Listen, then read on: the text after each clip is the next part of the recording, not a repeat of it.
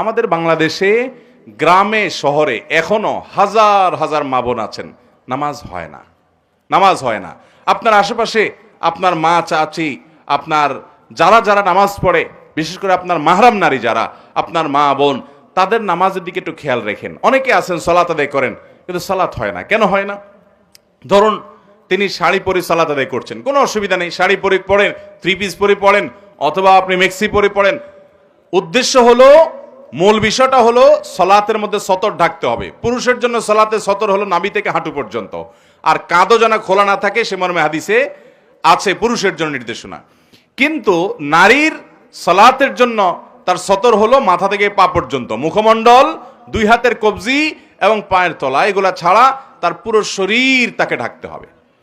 এখন যদি শুধুমাত্র একটা শাড়ি পরে মাথার উপরে ওড়না টেনে দেয়, অথবা একটা সাধারণ ওড়না পরে কোনো রকম টেনে দেয়, তাহলে গলা, তারপরে চুল, চুলের বড় অংশ, তারপরে মাথার কপালের উপর দিককার চুল, তারপরে এদিককার আশেপাশের অংশ, এগুলো দেখা যাবে কি যাবে না?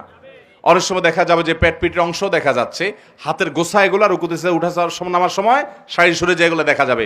তো এগুলো যদি পুরো নামাজে খোলা থাকে, তাহলে নামাজ হবে না। আমাদের অনেক বোনরা জানে না, অনেক মহিলারা জানে না, অনেক মারা জানে না। আজকাল অনেক নামাজের ওড়না বের হয়েছে মাশাআল্লাহ, যে ওড়না মাথা থেকে পা পর্যন্ত পুরো শরীরকে ঢেকে দেয়। ওইটার ভিতরে আপনি যদি তাদেরকে ওইটা দেন নামাজের জন্য, তাহলে ওইটার ভিতরে নামাজ পড়লে আর এগুলো কোনোটা খোলা থাকে না। তার ভিতরে এবার শাড়ি থাকুক, অন্য কিছু থাকুক, উপর দিয়ে ওড়না মাথা থেকে পা পর্যন্ত ঢেকে ফেললেন। তো এই যে পুরো শরীর সতর ঢাকতে হয় নামাজের মধ্যে, অনেক মহিলারা জানেন না, তাদের নামাজ হয় না। তো এদের এই নামাজ আল্লাহর কাছে কবুল হবে না, যে নামাজের সতর ভালো করে ঢাকা হয় নাই।